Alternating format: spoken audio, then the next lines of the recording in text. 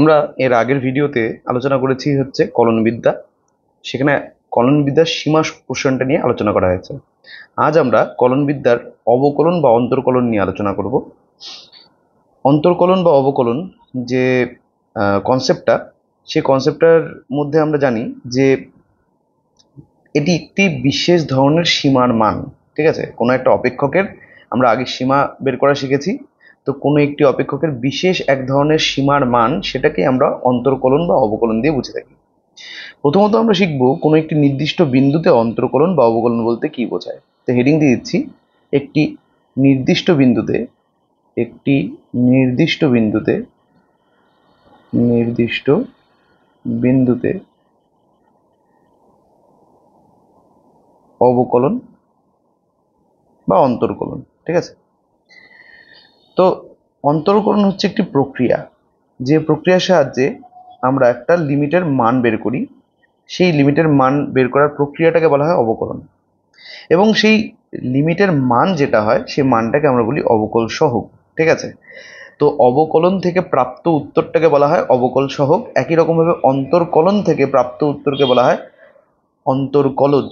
ঠিক আছে, ডিফারেন্সিয়েশনের ফলে পাওয়া যায় ডেরাইভেটিভ, সেই ডেরাইভেটিভকে বাংলায় আমরা বলি অবকল সহগ বা অন্তর্কলজ। এখন একটা নির্দিষ্ট বিন্দুতে অবকলন বা অবকল সহগের সংজ্ঞাটা কি? আমরা অবকল সহগের সংজ্ঞা দিয়ে ব্যাপারটাকে বুঝবো। লিখব যে একটি অপেক্ষক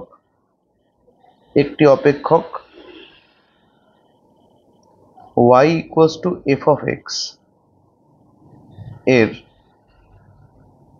x c বিন্দুতে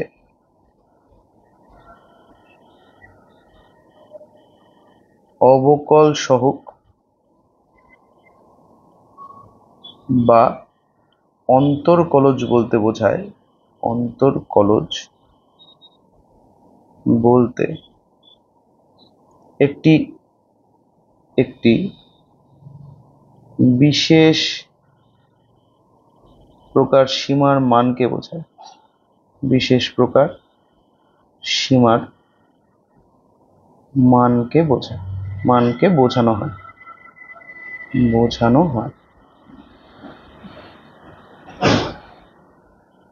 ঠিক আছে, x c বিন্দুতে y f of x অপেক্ষকের অবকল সহগ বা অন্তর্কলজ বলতে একটি বিশেষ প্রকার সীমার মানকে বোঝানো হয়।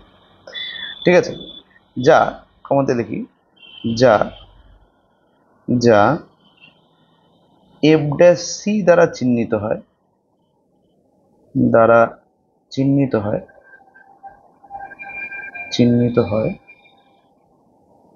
এবং f ড্যাশ c এটা ইকুয়াল টু হয় limit x tends to c f of x minus f of c by x minus c। এই যে সীমা limit x tends to c f of x minus f of c by x minus c, এই সীমার মানকে আমরা বলবো x equal to c বিন্দুতে y equal to f of x অপেক্ষকের অন্তর্কলজ। ঠিক আছে, এবং এটাকে আমরা f ড্যাশ c দ্বারা চিহ্নিত করব। তো এটার উপর একটা এক্সাম্পল নেওয়া যাক। উদাহরণ, সাপোজ আমাদের কোয়েশ্চেন দেওয়া হলো যে f of x এটা ইকুয়াল টু x স্কোয়ার হলে f ড্যাশ 2 এটা ইকুয়াল টু কত? f of x equal two x square হলে f ড্যাশ 2 এটা ইকুয়াল টু কত হবে? তাহলে আমরা এই যে সীমা, এই সীমার মানের সাহায্যে আমরা যে লিমিটটা দেখতে পাচ্ছি, ঠিক আছে, limit x tends to c f of x minus f of c divided by x minus c, এটাকে আমরা বলি x ইকুয়াল টু c বিন্দুতে f(x) এর অন্তর্কলজ। তাহলে পরে আমাদের এখানে প্রথমত বুঝতে হবে যে এখানে f(x) কি দেওয়া আছে, এখানে c বলতে কত বোঝাচ্ছে। এই দুটো জিনিস বোঝা হয়ে গেলে পরে আমরা এই সীমার মানটা বের করতে পারবো। আমাদের কোশ্চেনে তো সরাসরি বলা আছে f of x হচ্ছে x স্কোয়ার, এবং এখানে c বলতে যেটা বোঝাচ্ছে, যেহেতু আমরা f ড্যাশ c দ্বারা x ইকুয়াল টু c তে অন্তর্কলজকে বুঝি, তাহলে f ড্যাশ 2 দ্বারা নিশ্চয়ই x ইকুয়াল টু 2 তে f(x) এর অন্তর্কলজকে বোঝানো হবে। x ইকুয়াল টু 2 তে f(x) এর অন্তর্কলজ। তার মানে আমাদের এই অঙ্কে অন্তর্কলজ, এই অঙ্কে c সি এর মান হলো 2। তো আমরা এখন এফ ড্যাশ সি বের করব, মানে এফ ড্যাশ টু এর মান বের করব। F dash two equal to হয়ে যাবে limit x tends to C, C আমাদের ফর্মুলা অনুযায়ী সি হচ্ছে 2 F of x minus F of 2 divided by x minus 2। তো এটা equals to limit x tends to 2 F of x এর জায়গায় আমরা এক্স স্কোয়ার লিখে দিলাম। এখন এফ অফ এক্স যদি এক্স স্কোয়ার হয়, এফ অফ 2 এটা হয়ে যাবে 2 স্কোয়ার বাই এক্স মাইনাস 2। তাহলে এই হচ্ছে সেই ফাংশনটা, যে ফাংশনের লিমিট আমাদের বের করতে হবে। এখন এটার লিমিট আমরা বের করব কিভাবে? লিমিটের কোশ্চেনগুলোকে ডিল করার নিয়মটা আমি আবার বলছি। লিমিটের অঙ্কগুলোতে ফার্স্ট অফ অল আমরা চেক করব যে সরাসরি এক্স এর জায়গায় যেটা লিমিট বসছে এক্স টেন্স টু 2 বলা আছে, তাহলে এক্স এর জায়গায় সরাসরি 2 বসানো যায় কিনা। আমরা যদি এক্স এর জায়গায় 2 বসিয়ে দিই, তাহলে পরে আমরা লব আর হর দুটোকেই 0 দেখতে পাচ্ছি, তার মানে এটা অসংজ্ঞাত হয়ে যাচ্ছে, তাই না? তা আমরা এটাকে অসংজ্ঞাত বলে দিচ্ছি, যেহেতু হর 0 হয়ে যাচ্ছে। তো এই অসংজ্ঞাত হয়ে গেলে পরে আমরা এক্স এর জায়গায় 2 যে মানটা আছে এক্স টেন্স টু 2 বলা আছে, এক্স এর জায়গায় 2 বসানো সরাসরি যাবে না। তো আমরা নেক্সট স্টেপ এরকম হবে যে এটা কি আমাদের তিনটে বিশেষ ফাংশন আছে, যে তিনটে ফাংশনের ক্ষেত্রে আমরা লেফট হ্যান্ড লিমিট আর রাইট হ্যান্ড লিমিটকে চেক করে থাকি। সেই তিনটে ফাংশনের মধ্যে কোনো একটা কি, সেই ফাংশনগুলো এর আগের ক্লাসে বলা হয়েছে, যেগুলো ছিল হচ্ছে square root function or breaking function, নতুবা আরেকটা হয় হচ্ছে গ্রেটেস্ট ইন্টিজার ফাংশন বা বক্স ফাংশন, ঠিক আছে, বা বক্স ফাংশন। তো এই তিনটার মধ্যে কোনো একটা কি, তো আমাদের যে ফাংশনটা দেওয়া আছে, না এটা এখানে স্কোয়ার রুট দেখা যাচ্ছে, না এর একাধিক চেহারা আছে যে ব্রেকিং ফাংশন হবে, না এটা গ্রেটেস্ট ইন্টিজার ফাংশন, বক্স ফাংশনও না, কারণ কোনো বক্সও দেওয়া নেই। তাহলে আমরা কি করব, তখন আমরা চলে যাব লিমিটের ফর্মুলাগুলোতে, যে আমাদের কাছে লিমিটের টোটাল 9টা রেজাল্ট আছে এবং 5টা ফর্মুলা আছে। তো লিমিটের 9টা রেজাল্টের মধ্যে কোনো রেজাল্টের সাথে কি এটা ম্যাচ করে পুরোপুরিভাবে বা পার্শিয়ালি? তো আমরা একটা রেজাল্ট জানি লিমিটের, সেই 9টা রেজাল্টের মধ্যে এর আগের ক্লাসে লেখানো হয়েছে সেই 9টা রেজাল্টের মধ্যে একটা রেজাল্ট ছিল limit x tends to a x to the power n minus a to the power n by x minus a. যারা এর আগের ক্লাস দেখেনি, আমি উপরে লিঙ্ক দিয়ে দিলাম, এই লিঙ্কে ক্লিক করে আগের ক্লাসের যে ভিডিও সেটা দেখে নিয়ে লিমিটের কনসেপ্টটা বুঝে নিয়ে এই ক্লাসটা আবার জয়েন করা যাবে। তো limit x tends to a x to the power n minus a to the power n by x minus a, এটা ছিল আমাদের লিমিটের আগের ক্লাসে শেখা একটা রেজাল্ট। এর অ্যান্সার হয় N A to the power n minus one, তাই না? এখন এই রেজাল্টের সাথে আমাদের যে গিভেন ফাংশনটা, এটা তো পুরোপুরি ম্যাচ করে যাচ্ছে, শুধুমাত্র এর জায়গায় 2 দেখতে পাচ্ছি এবং এন এর জায়গাতেও 2।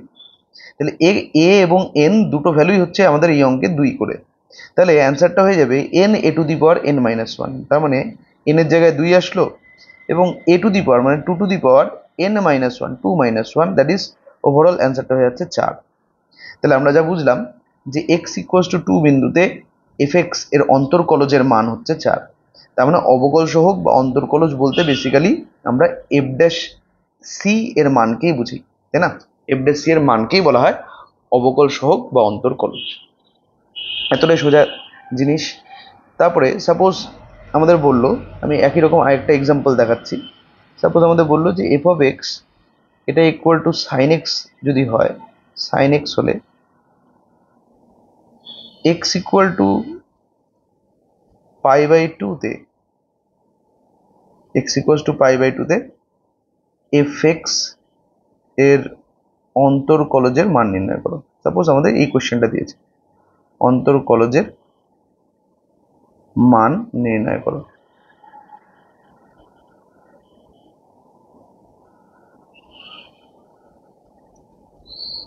তো F X equals to sine X বলা আছে, X equals to pi by two দেওয়া আছে। আমরা কি করব, আমাদের এর আগে অঙ্কে যা নিয়ম শিখলাম যে আমাদের যদি অবকল সহগ চায় কোনো একটা নির্দিষ্ট বিন্দুতে, তাহলে আমাদের F dash C equals to limit x tends to C F of x minus F of C by x minus C, এই কনসেপ্টটাকে অ্যাপ্লাই করতে হয়, তাই না? তাহলে পরে আমাদের প্রথমত চিনতে হবে যে এই অঙ্কে এফ অফ এক্স কী দেওয়া আছে এবং এই অঙ্কে সি এর মান কত, এই দুটো জিনিস আমাকে আইডেন্টিফাই করতে হবে। তো ক্লিয়ারলি বলা আছে এই অঙ্কে এফ অফ এক্স হচ্ছে সাইন এক্স এবং সি এর ভ্যালু হচ্ছে π/2। তাহলে পরে এফ ড্যাশ π/2 এফ এক্স এর অন্তর্কলজ সেটা হয়ে যাবে limit x tends to π/2 f of x minus F of π/2 by x minus π/2, এটা equal to limit x tends to π/2 f of x এর জায়গায় আমরা লিখে দেবো sine x minus F of π/2 জায়গায় লিখবো সাইন π/2, কারণ sine x f of x যদি সাইন এক্স হয় এফ অফ π/2 সাইন π/2 হবে বাই এক্স মাইনাস π/2, এটা equal to limit x tends to π/2 sine x minus sine π/2 মান 1 বাই এক্স মাইনাস π/2, এটা equal two, আমি দেখতে পাচ্ছি যে এই অঙ্কেও আগের মতন করে যদি ভাবি যে এক্স এর জায়গায় প্রথমত π/2 বসানো যাবে কি, তো উত্তর হচ্ছে না। কেন? কারণ এক্স এর জায়গায় π/2 বসলে হরটা 0 হয়ে যাচ্ছে। এটা গ্রেটেস্ট ইন্টিজার ফাংশনও না, এটা ব্রেকিং ফাংশনও না, এটা স্কোয়ার রুট ফাংশনও না। তাহলে পরে আমাদেরকে ভাবতে হবে যে রেজাল্টগুলো আমাদের জানা আছে সেই রেজাল্টগুলোর মধ্যে কোনোটাকে ইউজ করা যায় কিনা। যেহেতু এই অঙ্কে সাইন এক্স এর মেনশন আছে আর সাইন এক্স দিয়ে আমরা একটাই ফর্মুলা জানি, সেটা হচ্ছে limit x tends to 0 sine x by X equal to 1, এই ফর্মুলাটাই কেবল আমাদের জানা আছে। তাই আমরা এইটার ইউজ করতে তো পারি, বাট এটা যে ফাংশনটা দেওয়া আছে সেই ফাংশনটা সাইন এক্স বাই এক্স যে নিয়মটা আমরা জানি সেটার থেকে অনেকটাই আলাদা। তো এই ক্ষেত্রে আমরা প্রবলেমটাকে কি করে সলভ করব, আমরা এরকম ক্ষেত্রে, আর শুধু তাই না আরেকটা জিনিসও আছে, সেটা হচ্ছে লিমিট এক্স টেন্স টু 0 হতে হয় ফর্মুলা অনুযায়ী, বাট আমাদের অঙ্কে আছে এক্স টেন্স টু π/2। তো আমাদের অনেকগুলো জায়গাতেই অবস্টেকেল আছে, এই অবস্টেকেলগুলোকে দূর করার জন্য আমরা হেল্প নেব প্রতিস্থাপন প্রক্রিয়ার। ঠিক আছে, প্রতিস্থাপন প্রক্রিয়াতে কি করতে হয় যে এক্স টেন্স টু 0 হতে হবে, বাট আমাদের বলা আছে এক্স টেন্স টু π/2। তাহলে পরে যে ভ্যারিয়েবল আছে আর যে লিমিট দেওয়া আছে তাদের যে ডিফারেন্স, আমার যেহেতু 0 করতে হবে জিনিসটাকে, সেই ডিফারেন্সটাকে আমি একটা নতুন ভ্যারিয়েবল নাম দিচ্ছি জেড। তাহলে z equals to x minus π/2, এটা আমি ধরলাম। ঠিক আছে, এটা ধরা হলো। এখন যদি z equal to x minus π/2 হয় তাহলে আমি বলতে পারি যে x equals to π/2 plus z. এবং শুধু তাই না, এই যে সাইন এক্স তখন হয়ে যাবে সাইন অফ এক্স এর জায়গায় আমরা লিখে দেবো π/2 plus z. Sine 90 degree plus theta, এটা ইকুয়াল টু ত্রিকোণমিতি থেকে আমরা জানি যেটা কি হয় কস থিটা হয়, দ্যাট ইজ কস জেড হয়। তারপরে এক্স মাইনাস π/2 আছে, এক্স মাইনাস π/2 জানি আমরা জেড হয়, এবং লিমিটটার মধ্যে এখন চেঞ্জ আসবে। আমরা জানি যে লিমিটে আমাদের বলা আছে এক্স টেন্স টু কত π/2।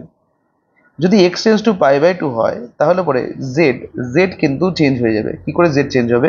জেড এর লিমিটটা হবে হচ্ছে এক্স আর π/2 ডিফারেন্স।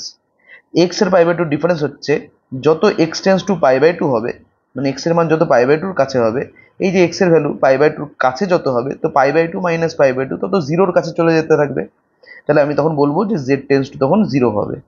ঠিক আছে, তাহলে পরে এই যে এফ ড্যাশ π/2, এটাকে এখন আমরা আর এক্স এর আকারে লিখবো না, এটা লাস্ট লাইনে এসেছিল এক্স এর আকারে, আমরা এখন এটাকে চেঞ্জ করে জেড এর আকারে নিয়ে যাব।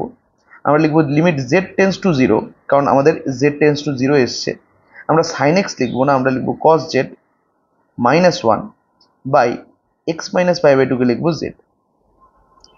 এটা ইকুয়াল টু লিমিট, আমরা ত্রিকোণমিতিতে জানি যে কস জেড মাইনাস 1 এটা কোনো সূত্র হয় না, বাট 1 মাইনাস কস জেড এটা সূত্র হয়।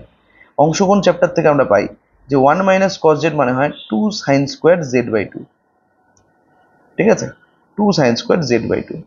তাহলে পরে কস জেড মাইনাস 1 হবে মাইনাস 2 সাইন স্কোয়ার জেড/2। যেহেতু 1 মাইনাস কস জেড এটা sine square z 2 sine square জেড/2 হয়, তাহলে কস জেড মাইনাস 1 এটা নেগেটিভ চিহ্ন যুক্ত হবে, এটা হবে মাইনাস 2 সাইন স্কোয়ার জেড/2 ডিভাইড বাই জেড। এটা ইকুয়াল টু তাহলে মাইনাস 2 কে আমি লিমিটের বাইরে নিয়ে যাচ্ছি, limit Z tends to 0 sine Z by two, sine square z by two মানে হচ্ছে দুটো sine Z by two, sine Z by two into sine Z by two divided by z. আমি একটু আগে যেটা বললাম যে লিমিট, আমাদের এই ক্ষেত্রে লিমিটের যে সূত্রটা আসবে সেটা হচ্ছে limit x tends to zero sine x by X equal to one. আমাদের যেহেতু সাইন জেড বাই টু আছে, তাহলে আমাদের বাইও জেড বাই টুই লাগবে, কিন্তু যেহেতু জেড ছিল, জেডকে তো জেড বাই টু লিখতে পারি না, তাই ব্যালেন্স করার জন্য আমি একটা টু লিখে দিলাম। এই যে টু লিখলাম ব্যালেন্স করার জন্য, এই টুটাকে আমরা লিমিটের বাইরে বের করে দিতে পারি, তাহলে মাইনাস টু বাই টু হয়ে গেল বাইরে। Limit Z tends to zero. এখন আমাদের কাছে দুটো সাইন জেড বাই টু আছে, আমার যে কোনো একটার নিচে আমি জেড বাই টুকে লিখতে পারবো। তাই আমি প্রথমটার নিচে জেড বাই টুকে লিখলাম, চাইলে পরে কেউ পরেরটা নিচেও লিখতে পারে, তাতে অসুবিধা নেই, একই অ্যান্সার আসবে। এবং আরেকটা যে সাইন জেড বাই টু থাকলো সেটাকে আমি অন্য লিমিট দিয়ে, কারণ আমরা জানি যে দুটো লিমিটের দুটো ফাংশনের গুণফলের উপর যদি লিমিট বসে, suppose limit x tends to C UV বলা হলো, তাহলে সেটা কি হয়ে যায়, সেটা হয়ে যায় limit x tends to C of U into limit x tends to C of V, তাই না? এভাবে ইউ আর ভি প্রত্যেকের উপর লিমিট বসে যেতে পারে। যেহেতু ফর্মুলা মানে রেজাল্ট, যেটা রেজাল্টটার মধ্যে শুধু একটাই সাইন জেড বাই টু ছিল, আর একটা সাইন জেড বাই টুকে তাই আমি লিমিট অ্যাপ্লাই করে আলাদা করে দিলাম। Limit Z tends to zero sine Z by two এরকম হয়ে গেল। এখানে টু টু কাটলো, মাইনাস ওয়ান শুরুতে থাকলো, into limit Z tends to zero sine Z by two by Z by two, এর অ্যান্সার ওয়ান হয়ে যাবে। ইন্টু এই যে এখানে কিন্তু আমি মানে দ্বিতীয় লিমিটটাই কিন্তু আমি জেড এর জায়গায় জিরো বসিয়ে দিতে পারি, অসংজ্ঞাত কিন্তু হচ্ছে না। আমাদের নিয়ম এটাই যে অসংজ্ঞাত হলে পরে বসানো যাবে না, আদারওয়াইজ কিন্তু বসানো যাবে। এখানে জেড এর জায়গায় জিরো বসালে এটা হয়ে যাচ্ছে সাইন জিরো। আমরা সবাই জানি যে সাইন জিরোর মান হচ্ছে জিরো, তাহলে ওভারঅল যে ভ্যালুটা সেটা হয়ে গেল জিরো। তাহলে আমরা বুঝতে পারছি যে F dash pi by two এর অ্যান্সার হয়ে যাবে জিরো। মানে সাইন এক্সের, আমাদের কোশ্চেন ছিল হচ্ছে সাইন এক্স এর অন্তর্কলজের মান বের করতে বলছে যখন X equals to pi by two. তো আমরা বলবো যে সাইন এক্সের অন্তর্কলজের মান যখন X equals to pi by two তখন হচ্ছে জিরো। এভাবে আমরা কোনো একটা নির্দিষ্ট বিন্দুতে যদি একটা ফাংশনের অন্তর্কলজের মান বের করতে বলে, সেটাকে খুব ইজিলি বের করতে পারি। এখন আমাদের অন্তর্কলজ বের করার ক্ষেত্রে যে একটা নির্দিষ্ট বিন্দু দেওয়া থাকতেই হবে এর কোনো মানে নেই। চাইলে পরে আমরা অন্তর্কলজের মান যে কোনো বিন্দুতে বের করতে পারি।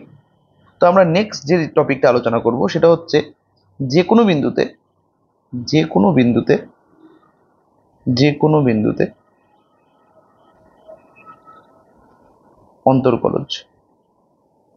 অন্তর্কলজ। ঠিক আছে, আমরা এখন শিখব যে কোনো বিন্দুতে অন্তর্কলজের মান কি হয়। ঠিক আছে, তো এখন আমরা অন্তর্কলজের সংজ্ঞাটা একবার দেখে নিই। লিখবো হচ্ছে যে y equal to f of x, অপেক্ষকের যে কোনো বিন্দু x এ অন্তর্কলজ বা অবকল সহগ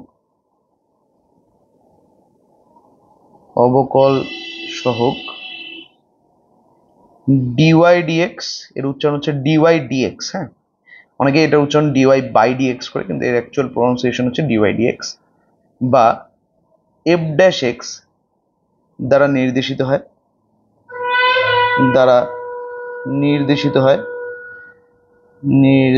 হয় যেখানে dy dx বা f ড্যাশ x, এটা কি হয়, এটা হচ্ছে আরেকটা বিশেষ লিমিট, যে লিমিটের মান আমরা বের করে থাকি, সেটা হচ্ছে limit h tends to zero F of x plus H minus F of x by H. এই যে লিমিটের মান, এই লিমিটের মানটাকে বলা হয় হচ্ছে এক্স, যে কোনো বিন্দু এক্স এর যে কোনো মানে এফ এক্স এর অন্তর্কলজ। ঠিক আছে, এক্স এর যে কোনো মানের জন্য এফ এক্স এর অন্তর্কলজ। তো আমরা এখন যে কোনো একটা ফাংশন যদি নিই, তার অন্তর্কলজ যদি বের করি, কোনো নির্দিষ্ট বিন্দুর যদি উল্লেখ না থাকে, তাহলে আমরা এই লিমিটটার হেল্প নিয়ে থাকবো। আর যদি লিমিটের উল্লেখ করে দেয়, তাহলে পরে আমরা তখন limit x tends to C F of x minus F of C by x minus C. একটা যেমন আমাদের আগের অঙ্কে X equals to pi by two বলা ছিল, একটা নির্দিষ্ট বিন্দুর উল্লেখ আছে, তাই আমরা এফ ড্যাশ সি বের করার ক্ষেত্রে এই সূত্রটা সাহায্য নিয়েছি। কিন্তু এখন যে উদাহরণ নেব সেখানে কিন্তু এরকম কোনো নির্দিষ্ট বিন্দুর উল্লেখ থাকবে না। যেমন ধরে নিচ্ছি 3 নম্বর অঙ্ক আমি নিচ্ছি এখন। সাপোজ একটু আগে যে কোশ্চেনটা আমরা আলোচনা করলাম যে f of x equals to sine x দেওয়া ছিল এবং x equals to pi by টুতে অন্তরকলজের মান চেয়েছিল। আমরা শুধু f of x equals to sine x নিয়ে f of x equals to sine x হলে সাইন এক্স এর অন্তরকলজ নির্ণয় করো। সাপোজ কোশ্চেনটা এটা দেওয়া আছে, অন্তরকলজ নির্ণয় করো, নির্ণয় করো। সাপোজ কোশ্চেনটা আমাদের দেওয়া আছে এটা। তো আমরা কি করব যে সাইন এক্স এর অন্তরকলজ বের করব, ঠিক আছে। কিন্তু এবার কোনো নির্দিষ্ট বিন্দুর উল্লেখ নেই, তাহলে আমরা প্রথমে বা এর আগে যে সূত্রটা ইউজ করেছিলাম সেই সূত্রটা দিয়ে এই অঙ্কটা করতে পারবো না। আমাদের দরকার এখন দ্বিতীয় সূত্রটা, জাস্ট আমরা যেটা শিখলাম, limit H tends to zero F of x plus H minus F of x by h. তাহলে আমরা লিখবো দেয়ারফর এফ ড্যাশ এক্স এটা equals to limit H tends to zero F of x plus H minus F of x by h. যদি আমরা f of x equal to sine x বলে থাকি তাহলে f of x plus h কী হবে? নিয়ম হচ্ছে যে সাইন অফ যেখানে এক্স আছে ওখানে এক্স প্লাস এইচ বসিয়ে দিতে হবে। তার মানে সাইন অফ হয়ে যাবে x plus H minus F of x হয়ে যাবে একই রকমভাবে সাইন এক্স বাই এইচ। অঙ্কটায় ফার্দার আগানোর আগে বলে দিই যে এই অঙ্কের ভ্যারিয়েবল হচ্ছে এইচ, ঠিক আছে। তো এখানে কিন্তু x as a constant treat হবে। মনে রাখতে হবে লিমিটের অঙ্কগুলোতে লিমিট যার ওপর বসছে শুধুমাত্র সেই হচ্ছে ভ্যারিয়েবল, আর বাকি যারা আছে তারা কিন্তু কনস্ট্যান্ট হিসেবে ট্রিট হবে। So limit H tends to zero sine of x plus H minus sine x by H, এই পুরো অঙ্কটাতে সাইন এক্স বা এক্স যে যে জায়গায় আছে এক্সগুলো কিন্তু কনস্ট্যান্ট, শুধুমাত্র এইচ যে যে জায়গা থাকবে তারাই ভ্যারিয়েবল বা ফাংশন হিসেবে ট্রিট হবে। এখন যেহেতু লিমিটটার ভ্যারিয়েবল হচ্ছে এইচ, এটা মনে রাখার বিষয় যে লিমিট এর ভ্যারিয়েবল যে হবে লিমিটটার অ্যান্সারে কিন্তু সে থাকবে না। মানে যেহেতু লিমিটের ভ্যারিয়েবলটা এইচ, আমাদের উত্তরে কিন্তু এইচ থাকবে না, উত্তরটা এক্স দিয়ে আসতে পারে। এক্স যেহেতু কনস্ট্যান্ট হিসেবে ট্রিট হচ্ছে এক্স দিয়ে অ্যান্সারটা আসতে পারে, বাট এইচ কিন্তু কোনোভাবেই অ্যান্সারে থাকবে না। তাহলে limit H tends to zero sine of x plus H minus sine x by H, এই অঙ্কটা করবো কি করে? এটা একটা লিমিটের অঙ্ক। লিমিটের প্রবলেমগুলোকে যেভাবে আমরা এখনো অবধি ভাবা শিখেছি, প্রথমত এইচের জায়গায় জিরো ভাববো যে এইচের জায়গায় জিরো বসানো যায় কিনা সরাসরি। এইচের জায়গায় সরাসরি জিরো বসানো যাচ্ছে না, কারণ হরটা জিরো হয়ে যাচ্ছে, তাই না? এটা ব্রেকিং ফাংশন না, এটার একাধিক চেহারা যেহেতু নেই, এটা বক্স ফাংশন না, এটা স্কোয়ার রুট ফাংশন না, তাহলে আমরা লিমিটের কোনো ফর্মুলা হেল্প নেব। কিন্তু এবার লিমিটের কোনো ফর্মুলা সরাসরি হেল্পও নেওয়া যাচ্ছে না, আগের অঙ্কটার মতনই লিমিটের ফর্মুলা সরাসরি হেল্প নেওয়া যাচ্ছে না। এরকম ক্ষেত্রে আমাদেরকে যেটা করতে হয় সেটা হচ্ছে আমরা সামহাও কোনো ত্রিকোণমিতির ফর্মুলা বা অ্যালজেব্রার ফর্মুলা বা কিছু একটা করে আমাদের লিমিটের যে ফর্মুলা, যে নটা রেজাল্ট আমরা জানি, সেই নটা রেজাল্টের মধ্যে থেকে কোনো একটা রেজাল্টকে যদি ব্যবহার করতে পারি বা ব্যবহার করার মতন জায়গায় নিয়ে আসতে পারি, কিন্তু তার জন্য বীজগণিতের ফর্মুলা বা ত্রিকোণমিতির ফর্মুলা অ্যাপ্লাই করতে হতে পারে। তো এই ক্ষেত্রে বীজগণিত তো কোনো কিছু আসছে না, বাট ত্রিকোণমিতির ফর্মুলা একটা আমি অবজার্ভ করতে পারছি, সেটা হচ্ছে sine c minus sine d সূত্র, ঠিক আছে। সেটা হলো sine c minus sine d সূত্র। আমরা ত্রিকোণমিতিতে sine c minus sine d সূত্র শিখেছি, সেটা হয় two cos c plus d, যে অ্যাঙ্গেল দুটো আছে অ্যাঙ্গেল দুটোর যোগফল divided by two into sine angle দুটোর বিয়োগফল সি মাইনাস ডি, প্রথম অ্যাঙ্গেল মাইনাস দ্বিতীয় অ্যাঙ্গেল ডিভাইডেড বাই টু। এটা হচ্ছে sine c minus sine d সূত্র। তাহলে সেই হিসেবে sine of x plus H minus sine X এটাও একই রকম প্যাটার্নে পড়ছে। তাহলে আমরা লিখবো টু কস দুটো অ্যাঙ্গেলের যোগফল, এক্স প্লাস এইচ এর সাথে এক্সকে যোগ করলে হয় two X plus H by two into sine of প্রথম অ্যাঙ্গেলটা মানে এক্স প্লাস এইচ থেকে এক্সকে বিয়োগ করলে হয় এক্স এক্স কাটা যাবে, শুধু এইচ পড়ে থাকবে, h by two divided by h. এটা equal to limit H tends to zero. আমরা দেখতে পাচ্ছি সাইন এইচ বাই টু আসছে আর নিচেও এইচ আছে, তো আমরা লিমিটের যে সূত্রটা হেল্প নিতে পারি সেটা হচ্ছে limit x tends to zero sine x by X এটা ইকুয়াল টু 1, তাই না? তো সাইন h/2 যেহেতু আছে তাহলে আমার বাই h/2 লাগবে, তাহলে সাইন h/2 বাই h/2 আমি লিখলাম। এখন এই নিচের h/2 কে ব্যালেন্স করার জন্য, এবং বাকি পার্টটাকে আমি আলাদা করে দিচ্ছি, নিচের h/2 কে ব্যালেন্স করার জন্য নিচে একটা এক্সট্রা 2 লেখা হলো, যাতে এই 2 আর h/2 এর 2টা ক্যান্সেল হয়ে যায়। ওপরে 2 cos 2x প্লাস h/2 আছে, এটা ইকুয়াল টু, লিমিট যদি সেপারেট করে দিই, limit h tends to 0 sine h/2, কারণ এইখান থেকে একটা ফর্মুলা তৈরি হচ্ছে, তো এটাকে সেপারেট রাখাটা দরকারি। আর লিমিট h টেন্স টু 0 তখন পড়ে থাকবে, এই 2 ক্যান্সেল হয়ে গেল, শুধু cos 2x প্লাস h/2 এটা পড়ে থাকলো। তাহলে এটা ইকুয়ালস টু, ফার্স্টের লিমিটটার অ্যান্সার 1, আর সেকেন্ড লিমিটটার অ্যান্সার হচ্ছে cos, এখানে দেখা যাচ্ছে যে h এর জায়গায় সরাসরি 0 বসালে অসংজ্ঞাত হচ্ছে না, তাহলে h এর জায়গায় সরাসরি 0 বসালে পরে আমরা দেখতে পাচ্ছি h এর জায়গায় 0 হয়ে গেল, 2 কেটে গেল, cos এর ভেতরে পড়ে থাকলো শুধু x, তাহলে এটা হয়ে যাচ্ছে cos x। যা দেখতে পাচ্ছি যে f of x যদি sin x হয়, sin x হলে f of x এর ডেরিভেটিভের মান হচ্ছে যে কোনো বিন্দুতে cos x। এভাবে আমরা যে কোনো বিন্দুতে একটা গিভেন ফাংশনের ডেরিভেটিভের মান বের করতে পারি।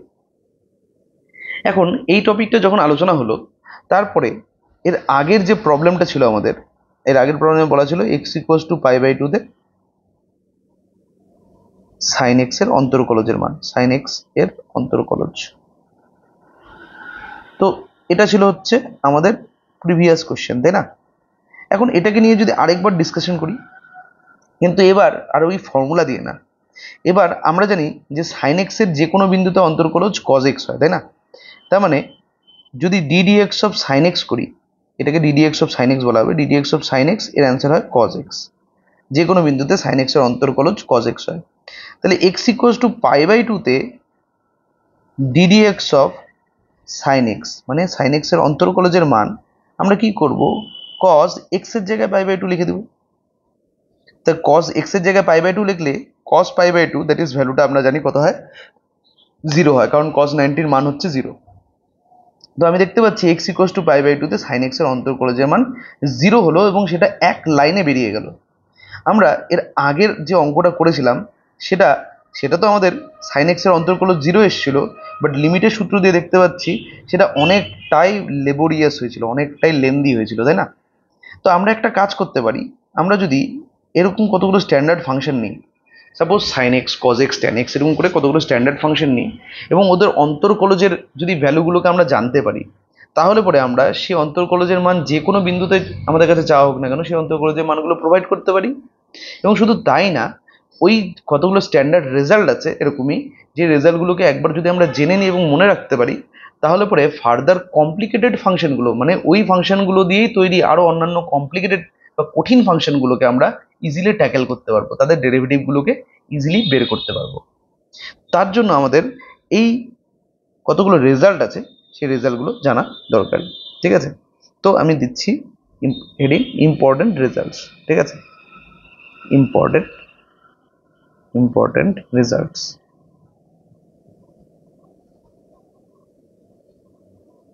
তো কয়েকটা ইম্পর্টেন্ট রেজাল্ট নিয়ে আলোচনা করব। তার মধ্যে 1 নম্বরে পড়বে ddx অফ, এখনই যেটা আলোচনা করলাম, সাইন এক্স, তার অ্যান্সার হয় cos x। 2 নম্বরে পড়বে ddx অফ cos x, তার অ্যান্সার হয় মাইনাস সাইন এক্স। এই রেজাল্টগুলোকে আমাদের জানতে হবে এবং মনেও রাখতে হবে। ddx অফ, এরপরে আসে tan x, তার অ্যান্সার হয় sec square x। 4 ddx of sec x, তার অ্যান্সার হয় sec x into tan x। 5 ddx of cosec x, তার অ্যান্সার হয় minus cosec x into cot x। 6 ddx of cot x, এর answer হয় minus cosec square x। 7 D DX of, আচ্ছা ত্রিকোণমিতির ছটা নিয়ম, ছটাই বলা হয়ে গেল, ছটা রেজাল্ট ছিল ত্রিকোণমিতি থেকে, ছটাই বলা হয়ে গেছে। এরপরে আর শুরু হবে বীজগণিত। তো প্রথম যে ফর্মুলা সেটা হচ্ছে x to the power n. X to the power N এর রেজাল্ট হচ্ছে n x to the power n minus one, n x to the power n minus one. আর d D x of x to the power N এর পরে আসবে হচ্ছে a to the power x.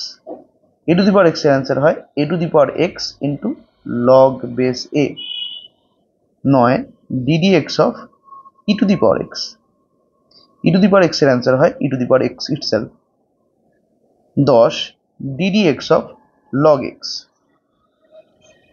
Log x এর derivative হয় 1/x। 11 d D x of root x. Root x এর derivative হচ্ছে 1/2 root x. 12 d D x of 1/x, এর answer হয় -1/x square. 13 d D x of x. X এর derivative আমরা আলাদা করে মনে রাখি, এটার অ্যান্সার হয় 1, কারণ বেশিরভাগ অনেক ক্ষেত্রেই আমাদের ডিডি এক্স অফ এক্স চলে আসে। আর d d x of any constant এটা ইকুয়ালস টু হয় 0। ঠিক আছে, এই 8 নম্বর ফর্মুলায় যে d d x of a to the power x বলা হচ্ছে, এখানে কিন্তু মনে রাখতে হবে এ হলো যে কোনো পজিটিভ কনস্ট্যান্ট। ঠিক আছে, এক্ষেত্রে তিনটে রেজাল্ট আছে যারা একটু কনফিউজিং হয়, তারা হচ্ছে x to the power N এর formula, a to the power x এর ফর্মুলা, আর ই টু দি পাওয়ার এক্স এর ফর্মুলা। এই তিনটা রেজাল্টকে অ্যাপ্লাই করাটা একটু কঠিন হয়, বা কঠিন না, প্রাইমারিলি অনেকের বুঝতে একটু অসুবিধা হয়, কঠিন একদমই বলবো না। X to the power N এর এক্সাম্পল হচ্ছে suppose X square, A to the power x এর এক্সাম্পল হচ্ছে 2 টু দি পাওয়ার এক্স, আর ই টু দি পাওয়ার এক্স এর কোনো এক্সাম্পল হয় না, E to the power x এর example E to the power এক্সই হবে। আমাদের মনে রাখতে হবে, সর্বপ্রথমত ই টু দি পাওয়ার এক্স নিয়ে আলোচনা করছি, আমাদের মনে রাখতে হবে ই হচ্ছে আমাদের ম্যাথামেটিক্সের একটা বিশেষ কনস্ট্যান্ট, যার অ্যাপ্রক্সিমেট ভ্যালু হচ্ছে 2.718। মানে বলা যেতে পারে ই এর মান, ই একটা সংখ্যা, যার একটা বিশেষ সংখ্যা, যে কোনো সংখ্যা না, যার মান 2 থেকে 3 এর মধ্যে আছে। তো সেই ই এর পাওয়ারে যদি এক্স থাকে, তো বুঝতে হবে যে ই এর পাওয়ারটা ভ্যারিয়েবল, ই কিন্তু নিজে কনস্ট্যান্ট। তাহলে বলতে গেলে এখানে বেসে ই বসবে এবং পাওয়ারে একটা ভ্যারিয়েবল বসবে, সেটা এক্স হতে পারে, এক্স স্কোয়ার হতে পারে, ইত্যাদি ইত্যাদি। তখন আমরা বলবো যে ওটা ই টু দি পাওয়ার এক্স এর ফর্ম্যাটে আছে, এবং তখন আমরা ই টু দি পাওয়ার এক্স এর যে রেজাল্টটা সেটার হেল্প নিতে পারি। এ টু দি পাওয়ার এক্স এর ক্ষেত্রে এ বলতে যে কোনো পজিটিভ কনস্ট্যান্টকে বোঝায়, সেটা 2ও হতে পারে, 3ও হতে পারে, 10ও হতে পারে। তাহলে 2 to the power x, 3 two the power x, 10 two the power x, 15 two the power x, even 2.5 two the power x, সবাই কিন্তু এ টু দি পাওয়ার এক্স এর ক্যাটাগরির মধ্যে পড়বে। এক্ষেত্রে বেস কনস্ট্যান্ট হয়, ঠিক আছে, বেসটা কনস্ট্যান্ট হয়, বাট পাওয়ারটা কিন্তু ভ্যারিয়েবল হয়। আর আর ফার্স্টের যেটা বলেছি x to the power N, এক্ষেত্রে মনে রাখতে হবে এর বেস হচ্ছে ভ্যারিয়েবল, এর বেস ভ্যারিয়েবল, আর পাওয়ারটা কিন্তু কনস্ট্যান্ট হতে হবে। ঠিক আছে, এন বলতে কিন্তু কনস্ট্যান্টকে বোঝানো হচ্ছে। তো বেসিক্যালি সব থেকে বেশি কনফিউশন লাগে x to the power n আর a to the power x এর সূত্রের মধ্যে। স্টুডেন্টদের পড়িয়ে যা আমি বুঝেছি যে x to the power n আর a to the power x এ প্রথম প্রথম গুলিয়ে যায় জিনিসটা। তো x to the power N এর ক্ষেত্রে মনে রাখতে হবে বেস ভ্যারিয়েবল, পাওয়ার কনস্ট্যান্ট হবে। আর a to the power x এর ক্ষেত্রে মনে রাখতে হবে বেস কনস্ট্যান্ট হবে, পাওয়ার ভ্যারিয়েবল হবে। এভাবে a to the power x আর x to the power n কে ডিস্টিংগুইশ করা যেতে পারে। এখন এগুলো হচ্ছে আমাদের এই ক্যালকুলাসের কতগুলো ডিফারেন্সিয়াল ক্যালকুলাস বা ডিফারেন্সিয়েশনের কতগুলো ইম্পর্টেন্ট রেজাল্ট। এর পাশাপাশি লিমিটে যেমন আমরা কতগুলো ফর্মুলা পেয়েছিলাম, সেরকমই এখানেও কিছু সূত্র আছে। আমি হেডিং দিচ্ছি সূত্র। সেই সূত্রগুলো আমাদেরকে জানতে হবে এবং সেগুলোকেও কম বেশি অঙ্কে অ্যাপ্লাই করা শিখতে হবে। 1 নম্বর যে ফর্মুলা সেটা হচ্ছে D D x of U plus minus V. দুটো ফাংশন যোগ বা বিয়োগ অবস্থায় আছে, তাদের ডেরিভেটিভ হচ্ছে, তো নিয়ম হচ্ছে এটা du dx plus or minus dv dx হয়ে যাবে, মানে দুজনের উপর যোগ বসে যাবে। 2 ডিডিএক্স অফ, সাপোজ দুটো ফাংশন গুণ হচ্ছে, গুণ হলে পরে কি হয়, গুণ হলে পরে ফর্মুলাটা এরকম হয়ে যায় যে প্রথমত ভি যে ফাংশনটা আছে, দ্বিতীয় যে ফাংশনটা আছে, দ্বিতীয় ফাংশনটা যেমন আছে তেমন থাকবে, প্রথম ফাংশনটা ডিফারেন্সিয়েশন হবে, যোগ তারপরে প্রথম ফাংশনটা যেমন আছে তেমন থাকবে, দ্বিতীয় ফাংশনটা ডিফারেন্সিয়েশন হবে। দুটো ফাংশনের একসাথে অ্যাট এ টাইম ডিফারেন্সিয়েশন হবে না, একটা ফাংশনের অ্যাট এ টাইম ডিফারেন্সিয়েশন হবে। ঠিক আছে, হয় ইউ এর ডেরিভেটিভ হবে বা ভি এর ডেরিভেটিভ হবে এবং মাঝখানে যোগ আসবে।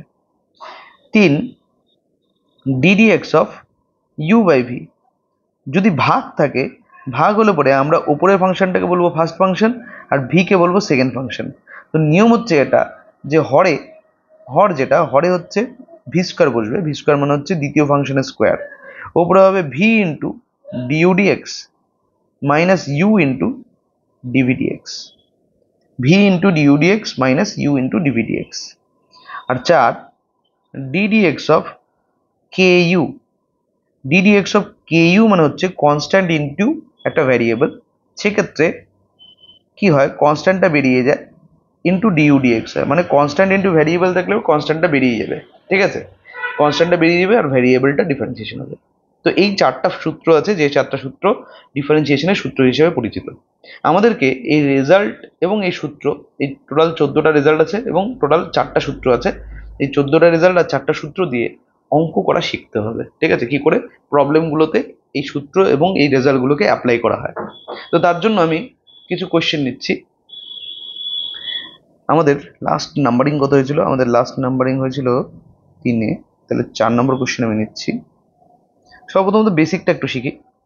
4, সাপোজ বলা আছে ddx of sine x plus e to the power x, এটা কত হবে? ddx of sine x plus e to the power x.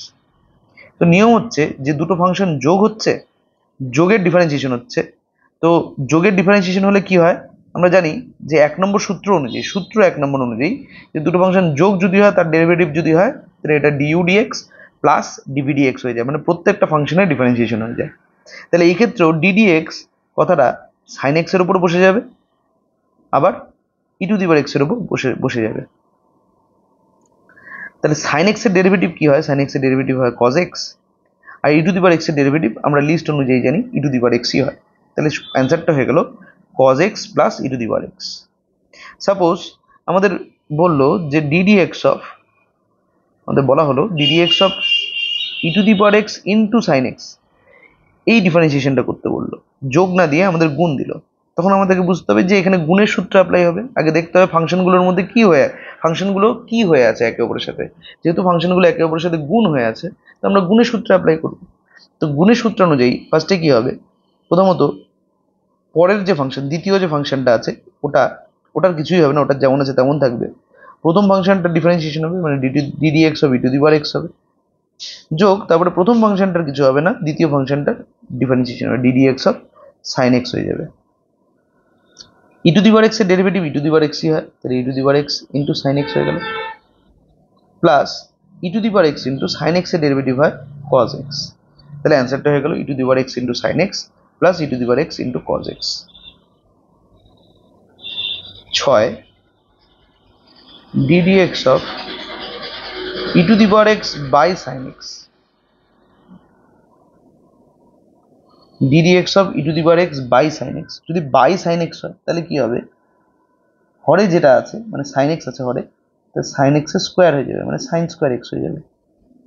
ওপরে sin x into ddx of e to the power x হবে। আমরা জানি যে উপরে ফাংশনটাকে ফার্স্ট ফাংশন, নিচেরটাকে সেকেন্ড ফাংশন বলা হয়। সেকেন্ড ফাংশন যেমন আছে তেমন থাকবে, ফার্স্ট ফাংশনের ডেরিভেটিভ হবে, মাইনাস ফার্স্ট ফাংশন যেমন আছে তেমন থাকবে, সেকেন্ড ফাংশনের ডেরিভেটিভ হবে। আমাদেরকে এখন এই ডিফারেন্সিয়েশনের রেজাল্টগুলোকে লিখতে হবে। তাহলে e to the power x এর derivative e to the power এক্সই হয়, যার জন্য শুরুতে e to the power x আসলো, সাইন এক্স যেমন আছে তেমন থাকলো, minus e to the power x into sine x এর ডেরিভেটিভ হয় কজ এক্স, তাহলে e to the power x into cos x by sine square x. তাহলে 6 নম্বর যে রেজাল্ট তার থেকে আমি দেখতে পাচ্ছি e to the power x by sine x থাকলে বলে, মানে ভাগ থাকলে আমরা এভাবে ডিফারেন্সিয়েশন করে থাকি। এগুলো বেসিক কিছু অ্যাপ্লিকেশন। এখন আমাদেরকে কি করতে হবে? এই রেজাল্ট, আর বেসিক্যালি আমাদের যেটা করতে হয় সেটা হচ্ছে এই রেজাল্ট এবং সূত্রগুলোর সাহায্যে কমপ্লিকেটেড যে ফাংশনগুলো হয় তাদের ডিফারেন্সিয়েশন করা শিখতে হবে। এখানে এই যে 3টে এক্সাম্পল দেওয়া হলো এগুলো বেসিক 3টে এক্সাম্পল। আমরা ফাংশনটাকে এখন একটা কমপ্লিকেটেড ফাংশন নেব, ঠিক আছে? সাপোজ আমাদের ddx অফ বলল যে সাইন এক্স কিউব এর মান বের করতে, সাইন এক্স কিউব। তো সাইন এক্স কিউব যে ফাংশনটা আমাদের দেওয়া আছে, এটা তো আমাদের প্রথমত বলে দিই, এটা আমাদের যে কটা রেজাল্ট আমাদের জানা আছে, যে কটা রেজাল্ট আমরা জানি, যে 10টা বা 14টা রেজাল্ট আমরা জানি, সেই রেজাল্টটার সাথে কোনোটার সাথেই কিন্তু 100% ম্যাচ করছে না। কিন্তু হ্যাঁ, বলা চলে যে যেহেতু সাইন অফ এক্স কিউব আছে, তাহলে আমি বলতে পারি এটা সাইন যে ফাংশন, মানে সাইন এক্স যে ফাংশন, তার সাথে কিছুটা ম্যাচ করছে, আবার x to the power N এর সাথেও কিছুটা ম্যাচ করছে। তো এরকম অবস্থায় আমি এই যে একটা কম্পাউন্ড ফাংশন, ঠিক আছে, যেটা পুরোপুরিভাবে কোনো ফাংশনের সাথে ম্যাচ করে না, সেই ফাংশনটার ক্ষেত্রে দেখবো যে সবার বাইরে কোন ফাংশনটা আছে। যেহেতু d d x of sine of x cube কথাটা মানে হচ্ছে ডিডি এক্স অফ থার্ড ব্র্যাকেটে সাইন অফ ব্র্যাকেটে এক্স কিউব, তাই আমরা বলতে পারি সবার বাইরে আছে হচ্ছে সাইন এক্স। আমাদের প্রথম কাজ হচ্ছে, যখন এরকম একাধিক ফাংশন, একটা কম্পাউন্ড ফাংশন দেওয়া আছে, একাধিক ফাংশন দিয়ে তৈরি একটা নতুন ফাংশন দেওয়া আছে, সে ফাংশনটার ক্ষেত্রে আমরা দেখবো যে সবার বাইরে কে আছে, সব থেকে বাইরে কোন ফাংশনটা দেখা যাচ্ছে। যে ফাংশনটা দেখা যাবে তার সূত্র অনুযায়ী আমরা সেটাকে দেখতে হবে সেটা কোন রেজাল্টের সাথে ম্যাচ খায়। যেহেতু সবার বাইরে সাইন আছে, তাহলে ওটা সাইন থিটার যে রেজাল্টটা, মানে সাইন এক্স এর যে রেজাল্টটা DD x of sine x, তার সাথে ম্যাচ খাচ্ছে কিছুটা, বা তার সাথে আমরা ম্যাচ করাবো। সাইন এক্স এর অ্যান্সার হয় কজ এক্স। তাহলে এর মতন করেই আমরা এর অ্যান্সারটাকে লিখবো। কি করব, আমরা লিখবো হচ্ছে সাইন এক্স কিউবের derivative cos x cube, sine x এর মতন করেই লেখা হলো। কিন্তু যেটা সূত্র সেটা হচ্ছে, বা যেটা রেজাল্ট সেটা হচ্ছে সাইন এক্স, বাট আমরা যেটাকে ইউজ করেছি সেটা হচ্ছে সাইন এক্স কিউব। তার মানে যে রেজাল্ট এবং যে প্রবলেমটা আমাদের দেওয়া আছে সেটা তো পুরোপুরি সেম না। তাহলে কোশ্চেন হচ্ছে আলাদা কোন জায়গায়। একটু ভালো করে ভাবলে বুঝতে পারবো যে সাইন এক্স আর সাইন এক্স কিউব, এই দুটো কথার মধ্যে ডিফারেন্স হচ্ছে এক্স কিউব সেকশনটা, মানে এক্স কিউবটা আলাদা মেইন যে রেজাল্ট তার থেকে। তাহলে যেটা আলাদা বা যেটা ডিফারেন্ট দেখতে, সেটাকে আবার আমাদেরকে ডিফারেন্সিয়েশন করতে হবে, DD x of x cube করতে হবে। ঠিক আছে, তো DD x of x cube মানে হচ্ছে যেটা আলাদা পোর্শন হয়ে গেল, সেই আলাদা পোর্শনটাকে আবার ডিফারেন্সিয়েশন করতে হবে, DD x of x cube করতে হবে। এটা গুণ অবস্থায় রাখতে হবে মূল রেজাল্টের সাথে। তো এক্স কিউবের ডেরিভেটিভ আমরা জানি DD x of x to the power N, এই ফর্মুলা দিয়ে আসবে। X to the power N এর ফর্মুলা হয় হচ্ছে n x to the power n minus one. তাহলে এক্স কিউবের যে ডিফারেন্সিয়েশন তার রেজাল্ট হয়ে যাবে 3x², সেটাকে সামনে লেখা হলো এবং তারপরে লেখা হলো cos x cube. X to the power 3 যেহেতু x to the power N এর সাথে পুরোপুরি ম্যাচ করছে, তাই এরপরে আর কোনো কিছু আসলো না। তো এইভাবে আমরা সাইন অফ এক্স কিউবের ডিফারেন্সিয়েশনটা করলাম। যে নিয়মের সাহায্যে করা হলো সেই নিয়মটাকে আমরা বলে থাকি চেন রুল। ঠিক আছে, এই নিয়মটাকে আমরা বলি চেন রুল। তো এই নিয়মটা আমাদের মনে রাখতে হবে যে আমরা ডিফারেন্সিয়েশন শিখেছি, আমরা ডিফারেন্সিয়েশনের রেজাল্ট এবং সূত্র শিখেছি, বাট ডিফারেন্সিয়েশনকে যখন অ্যাপ্লাই করতে হয় কমপ্লিকেটেড, বিশেষ করে কমপ্লিকেটেড ফাংশনদের ওপর, তখন আমরা চেন রুলের হেল্প নিয়ে থাকি। চেন রুল কি বলে? চেন রুল বলে হচ্ছে প্রথমত সবার বাইরে যে ফাংশনটা, যে কম্পাউন্ড ফাংশনটা দেওয়া আছে, সে ফাংশনটা আগে চেক করতে হয় যে কোনো সূত্রের সাথে সরাসরি ম্যাচ করে কিনা। যদি কোনো সূত্রের সাথে হুবহু ম্যাচ না করে, তাহলে দেখতে হবে সবার যে যে কম্পাউন্ড ফাংশনটা দেওয়া আছে, মানে একাধিক ফাংশন মিশ্রিত যে ফাংশনটা দেওয়া আছে, তার সবার বাইরে কোন ফাংশনটা আছে, সবার বাইরের দিকে। যেহেতু এখানে সবার বাইরের দিকে আছে সাইন ফাংশন, তাই এটাকে আমাকে সাইন থিটার যে ফর্মুলাটা হয় বা সাইন এক্স এর যে ফর্মুলাটা হয় সেটার সাথে ম্যাচ করে অ্যান্সারটাকে লিখতে হবে। তো সাইন এক্স এর অ্যান্সার যেহেতু কজ এক্স হয়, তাহলে এবারে সাইন এক্স কিউবের অ্যান্সার আমরা লিখবো কজ এক্স কিউব। তারপরে আবার এটা নোটিস করতে হবে যে আলাদা কোন জায়গায়। যেহেতু আলাদা হচ্ছে এক্স কিউব সেকশনটাতে, তাই আমরা DD x of x cube করে দিলাম। এখন DD x of x cube এটা সরাসরি x to the power N এর ফর্মুলা দিয়ে চলে আসে, তাই আমরা ডিডি এক্স অফ এক্স কিউবের অ্যান্সারটা 3x² লিখে দিলাম এবং এভাবেই অ্যান্সারটা আমরা পেয়ে গেলাম 3x² into cos x cube. এই পদ্ধতিটার নামটাই হচ্ছে চেন রুল। ঠিক আছে, এখন সেম টেকনিক দিয়ে যদি আরেকটা অঙ্ক করা যায়, সাপোজ ডিডি এক্স অফ বলা আছে, ডিডি এক্স অফ এই ফাংশনটাকে, এই কম্পাউন্ড ফাংশনটাকে আরেকটু কমপ্লিকেটেড করে দিচ্ছি, সাইন অফ, সাপোজ বলা হলো sine of cos x cube, sine of cos x cube, এরকম ফাংশনটা দিয়ে দিলাম। তো নিয়ম কি বলে? নিয়ম বলে যে এই কম্পাউন্ড ফাংশনের সবার বাইরের দিকে কোন ফাংশন আছে, এই ফাংশনটা সবার বাইরের দিকে আছে সাইন। তাহলে sine of cos x cube, সবার বাইরে সাইন আছে, তাহলে সাইন এক্স এর ডেরিভেটিভ কি হয়? কজ এক্স হয়। তাহলে এখানেও আমরা লিখবো কজ অফ এক্স বলতে আমাদের cos x cube, cos of cos x cube. এটা ফার্স্ট স্টেপ।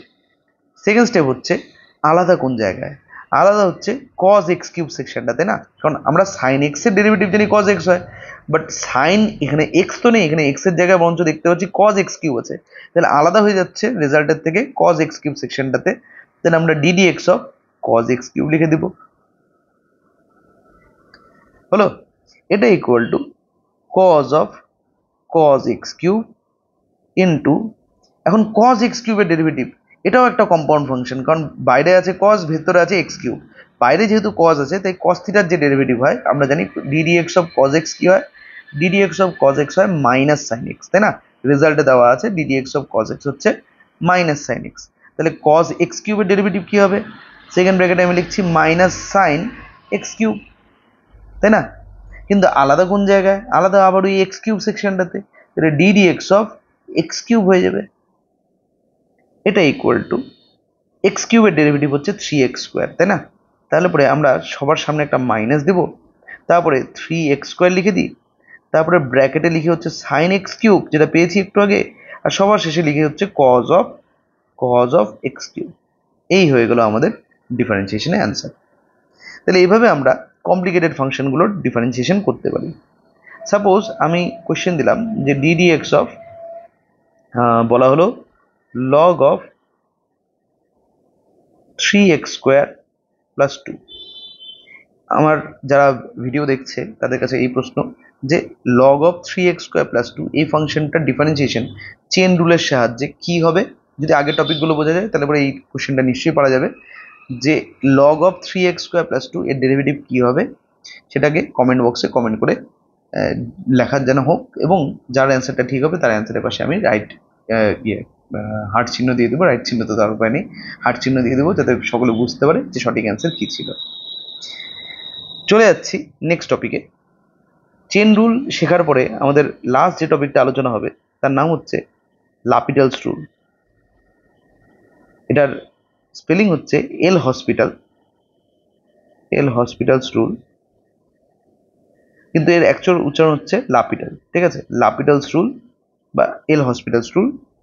কি বলেছে যে এটা লাপিটালস রুলটা জিনিসটা কি, লাপিটালস রুলটা হচ্ছে বেসিক্যালি কোনো একটা ফাংশনের লিমিট বের করার একটা প্রসিডিওর, ঠিক আছে? একটা ফাংশনের লিমিট এর মান বের করার প্রসিডিওর হচ্ছে লাপিটালস রুল। তো লাপিটালস রুলে কি হয় যে আমরা যে কোনো একটা ফাংশন এর লিমিট বের করতে পারি। এক্সাম্পল দিয়ে বোঝাচ্ছি, সাপোজ 9 নম্বর এক্সাম্পল দিয়ে আমি নিচ্ছি লিমিট। আজকে একটু আগে একটা প্রবলেম নেওয়া হয়েছিল যে x tends to π/2 sin x minus 1 divided by x minus π/2, ঠিক আছে? তো লাপিটালস রুলে কি বলে, লাপিটালস রুলে বলে হচ্ছে যে প্রথমত যে ফাংশনটা আছে ওখানে এক্স এর জায়গায় π/2 বসায়, এখানে যেহেতু এখানে এক্স টেন্স টু π/2 আছে তাই এক্স এর জায়গায় π/2 বসায়, দেখো কি আসে। তো আমরা এখানে এক্স এর জায়গায় π/2 বসালে পরে দেখতে পাচ্ছি যে হর 0 হয়ে যাচ্ছে আর লবটাও 0 হচ্ছে। যদি লাপিটালস রুলে বলা আছে যদি এক্স এর জায়গায় যে লিমিটটা আছে সেই লিমিটটা বসানোর জন্য যদি লব আর হর দুটোই 0 হয়ে যায়, তাহলে পরে সেই যে 0/0 আকার, এই 0/0 আকারকে আমরা বলবো একটা ইনডিটারমিনেন্ট ফর্ম, ঠিক আছে? অনির্ণয় আকার, ডিটারমিনেন্ট ফর্ম বা অনির্ণয় আকার। এরকমই আরেকটা ইনডিটারমিনেন্ট ফর্ম হচ্ছে ইনফিনিটি। এই আকারটাকেও আমরা ইনডিটারমিনেন্ট ফর্ম বলে থাকি। তো লাপিটালস রুলে বলা আছে যে যদি 0/0 বা ইনফিনিটি দুটোর মধ্যে কোনো একটা আকার আসে তাহলে পরে আমরা লব আর হর দুটোকেই ডিফারেন্সিয়েশন করে দিতে পারি। মানে লিমিট এক্স টেন্স টু π/2, আমরা লবে যেটা দেখতে পাচ্ছি, লবে দেখা যাচ্ছে sin x minus 1, তাহলে আমরা sin x minus 1 কে ডিফারেন্সিয়েশন করে দিতে পারি। একই রকমভাবে x minus π/2 কেও ডিফারেন্সিয়েশন করে দিতে পারি, এবং ডিফারেন্সিয়েশন করলে যা আসবে সেটার সাথে মূল অঙ্কের লিমিটের অ্যান্সার একই আসবে। মানে sin x minus 1 এর ডেরিভেটিভ করতে হবে, sin x এর ডেরিভেটিভ হচ্ছে আমরা জানি কি হয়, cos x হয়, মাইনাস 1 এর ডেরিভেটিভ আমরা জানি কত হয়, 0 হয়। x এর ডেরিভেটিভ আমরা জানি 1 হয়, মাইনাস π/2 একটা কনস্ট্যান্ট, তাই কনস্ট্যান্টের ডেরিভেটিভ আমরা জানি কি হয়, 0। এটা equal to limit x tends to π/2, simplify করলে এরকম দেখতে পাচ্ছি, এটা আসছে শুধু cos x। যেহেতু cos x এর আমাদের cos x এসছে, এখন x এর জায়গায় π/2 বসালে তখন অসংজ্ঞাত হচ্ছে না, তাহলে পরে আমরা x এর জায়গায় π/2 বসিয়ে দেবো, আর cos π/2 এর মান হচ্ছে 0। তাহলে পরে এই যে সেম লিমিটের অঙ্ক আমরা করেছিলাম, একটু আগেই করেছি, স্টেপগুলো একবার দেখানো যাক। এই যেটা, এই যে সেম লিমিটের অঙ্ক আমরা করেছি, f ড্যাশ π/2 বের করেছিলাম, limit x tends to π/2 fx minus f of π/2 by x minus π/2। এটার অ্যান্সার আসছিল 0, বাট এগুলো এসেছিল কতটা লেবোরিয়াস ভাবে। সেম লিমিটের অঙ্ক আমরা যদি এটা লিমিটের অঙ্ক দেওয়া থাকে, তাহলে আমরা লাপিটাস রুল যদি অ্যাপ্লাই করতে পারি, লাপিটাস রুল দিয়ে আমাদের কেবলমাত্র 3-4 লাইনে হয়ে যাচ্ছে, তাই না? তো লাপিটাস রুল বেসিক্যালি ডিফারেন্সিয়েশনকে অ্যাপ্লাই করার একটা টেকনিক। এখানে কি বলা হয় যে 0/0 যদি আকার আসে বা ইনফিনিটি যদি আকার আসে, তাহলে লব আর হর দুজনকে ডিফারেন্সিয়েশন করে দেওয়া যায়, এবং ডিফারেন্সিয়েশনের থেকে প্রাপ্ত যে ফাংশন, সেই ফাংশনের লিমিটের অ্যান্সার যা হবে, মূল ফাংশনের লিমিটের অ্যান্সারও তাই হবে। ঠিক আছে? তো এটা হচ্ছে লাপিটাস রুলের ইউটিলিটি বা ব্যবহার।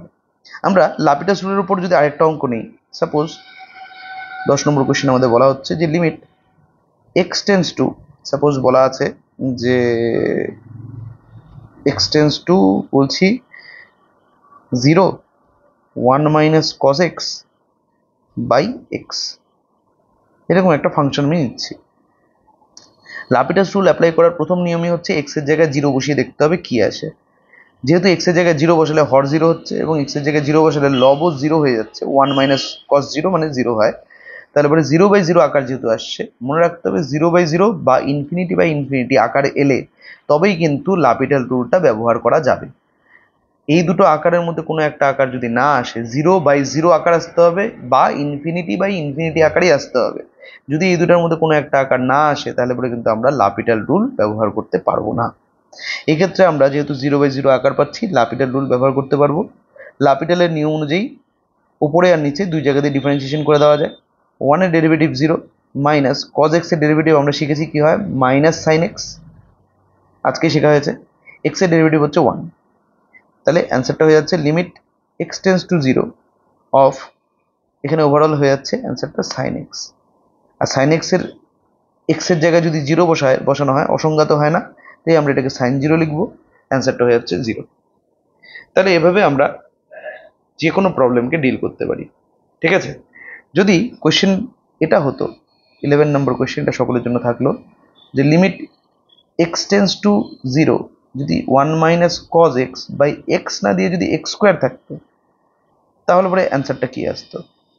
যারা ভিডিও দেখছে তারা কমেন্ট বক্সে কমেন্ট করে বলবে যে অ্যান্সার কি আসে। তো আজকের ক্লাসে আমরা এত দূর অবধি শিখলাম। নেক্সট ক্লাসে আমরা কিছু প্রবলেমস নিয়ে আলোচনা করব।